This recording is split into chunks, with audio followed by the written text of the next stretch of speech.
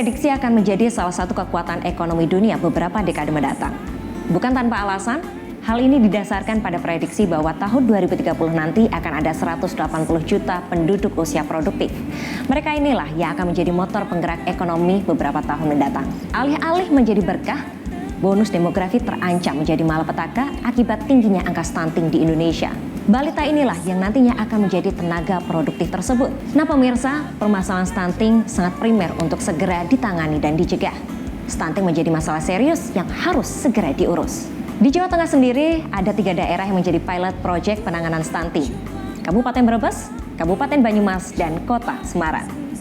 Pada Bangga Jateng kali ini kita akan secara spesifik membahas bagaimana Kota Semarang berupaya dalam mencegah dan menangani stunting. Bersama dengan PLT Wali Kota Semarang, Ibu Insinyur Hajah Heviarita Gunaryanti Rahayu M.Sos. Bersama saya Hani Nurmalita, inilah Bangga Jateng. Wujudkan Jateng gayeng di Simpang 5 TV.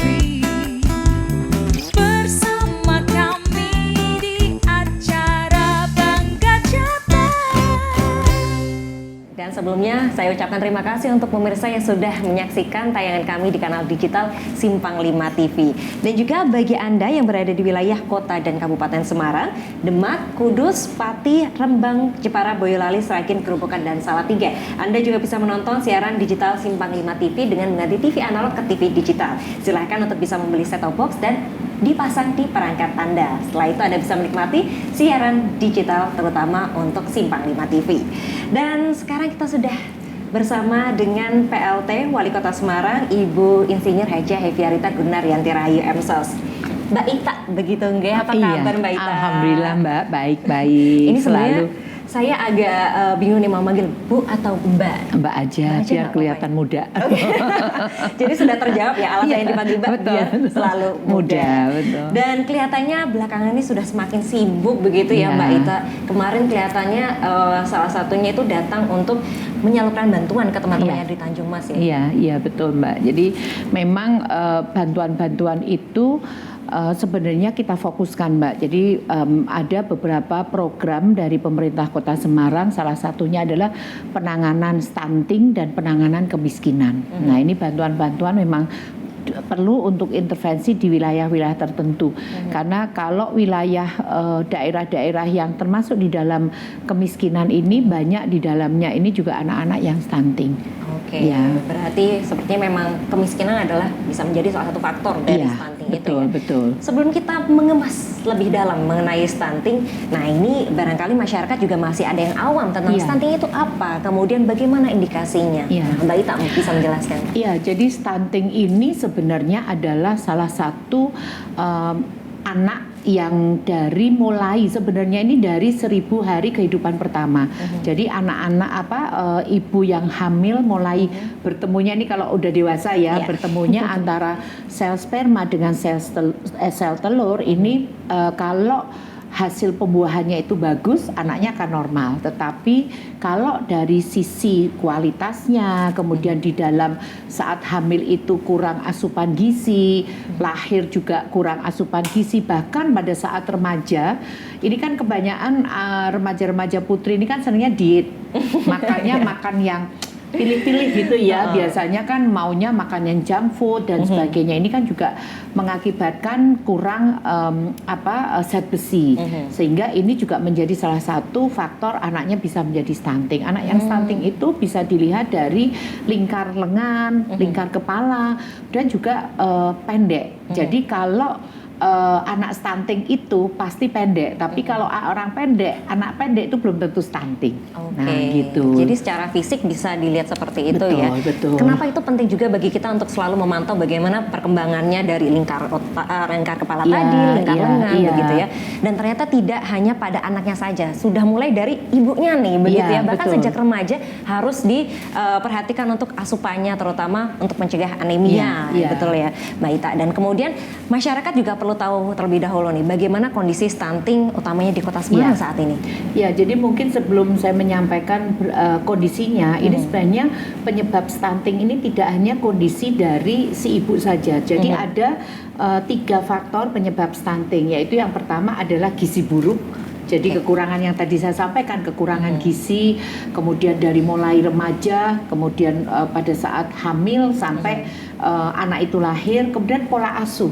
Oke. Ya, jadi pola asuh ini, nah ini yang biasanya terjadi kepada anak-anak stunting yang bukan penyebabnya tingkat kemiskinan gitu ya, atau tingkat kesejahteraan dari orang tuanya, tapi ini pola asuh. Jadi kadang-kadang anak stunting ini sama Mbak, jadi mungkin ibunya mungkin sebagai seorang pekerja, seorang mungkin bekerja di kantoran yang membutuhkan badannya biar tetap langsing gitu ya, sehingga dia butuh diet dan sebagainya. Kemudian yang ini juga pada saat kalau pola asuh itu, mamnya kita bekerja nih, saya bekerja, kemudian biasanya kan cuman diserahkan kepada pembantu atau kemudian juga mungkin babysitter. Nah mungkin si babysitternya ini kan juga nggak ngerti masalah gizi dan sebagainya. Biasanya kadang-kadang udah dimasakin apa super mie lah apalah gitu ya, sehingga itu juga menjadi salah satu pola asuh. Kemudian yang ketiga adalah sanitasi. Jadi kalau sanitasi yang buruk juga bisa mengakibatkan anak juga stunting. Ini diketemukan juga di wilayah Kota Semarang. Jadi dari gizinya sudah bagus, pola asuhnya bagus, tapi sanitasinya nggak bagus, anaknya juga ada yang stunting seperti itu. Oke, jadi mulai dari gizi, kemudian pola asuh dan juga stunting. Iya. Berarti Sanitasi. Ya, sanitasi ya. Berarti tidak bisa dikatakan bahwa stunting ini hanya menyerang yang mana ada di kelas menengah bawah begitu ya. Bahkan kelas menengah atas pun juga bisa jika pola asuhnya tidak diperhatikan dengan baik begitu ya. Ini juga satu pencerahan bagi kita ya, bahwa berarti sebagai orang tua kita harus selalu memberikan gizi yang cukup. Jangan cuma nurutin anaknya aja nih mau makan apa begitu kan ya. Anak-anak itu kan senang yang makan-makan yang olahan begitu ciki-ciki ya. gitu ya. Mungkin juga yang junk food gitu. Jadi kembali lagi Mbak tadi yang terkait dengan kondisi di Kota Semarang, alhamdulillah kalau di Kota Semarang tingkat stuntingnya ini termasuk rendah, salah satu juga terendah di Jawa Tengah. Jadi kami dengan dari Dinas Kesehatan Kota Semarang ini kan ada intervensi, kemudian juga pengecekan di posyandu gitu, ada sekitar 1,3% anak yang terkena stunting. Jadi artinya dari 98.000 anak yang dicek itu ada sekitar 1.600-an yang terkena stunting. Tapi kita harapkan dengan berbagai intervensi yang ada di program pemerintah Kota Semarang ini harus menuju 0% gitu ya, karena seperti dikatakan oleh Ibu Megawati Soekarno Putri, Presiden kelima Republik Indonesia, beliau kan seorang perempuan, jadi bisa tahulah bagaimana kondisi sebenarnya anak-anak kita gitu ya. Menyampaikan beliau ngendiko bahwa sebenarnya di Indonesia ini tidak perlu ada stunting, tidak perlu ada anak-anak yang terkena stunting gitu, sehingga mestinya ya 0, karena apa yang kita cari ada semua di bumi Indonesia gitu. Kalau kita bilang gizi buruk, banyak diketemukan makanan-makanan yang tanaman-tanaman yang mudah didapat, mudah diolah, dan itu semua bergizi. Atau mungkin ikan, protein-protein, sehingga pastinya hanya bagaimana kita membuat atau melakukan program-program yang anak-anak itu tidak menjadi stunting. Oke, ini menarik ya, bahwa Semarang kan juga kota pesisir nih, tidak harus makanannya mahal tapi bergizi, salah satunya dengan ikan ya. Dan kalau di Kota Semarang sendiri kan potensi perikanan pasti tinggi ya. Ini bisa menjadi salah satu kunci untuk menangani stunting berarti Mbak Ita? Ya, jadi kebetulan Mbak, saya ini membuat buku menu stunting gitu ya. Nanti bisa saya lihatkan. Jadi menu-menu stunting, menu-menu dari resep Ibu Megawati yang dibuat, dan itu disusun bersama-sama saya, kemudian ada dari Dinas Kesehatan, dari tim gizi. Ini sesuai arahan dari beliau, Ibu Megawati ini membuat resep masakan yang ada empat kriteria yang ini bisa menjadikan makanan-makanan itu sebenarnya mudah dan bisa dipraktekkan secara langsung. Jadi kami mendapatkan pesan dari ibu ini adalah satu, harganya murah. Kalau tadi bicara memang bisa saja stunting itu ada di menengah ke atas, tapi kebanyakan stunting itu ada di masyarakat menengah ke bawah. Nah, yang kedua itu komposisi gizinya terpenuhi. Jadi makanan itu sebenarnya mudah semua dibuat, tapi harus ada gizinya yang jelas. Dan yang ketiga bisa disantap oleh semua keluarga. Jadi umpamanya kalau ada satu anaknya stunting, kita masak, ibunya masak khusus hanya untuk anak stunting, anak yang lainnya bapaknya juga nggak bisa gitu. Dan yang terakhir, yang keempat tadi Mbak, yang disampaikan bahwa menu-menu itu harus mudah didapat dari lingkungan.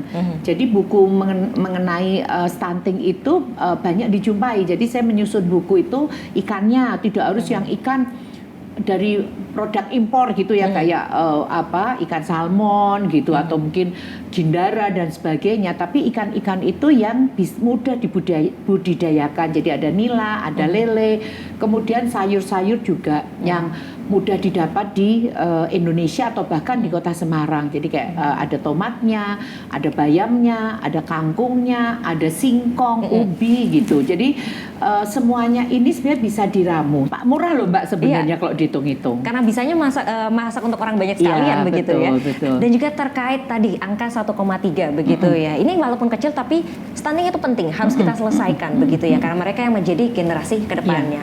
Terkait dengan bonus demografi, ini pendapat Mbak Ita sangat kita nantikan.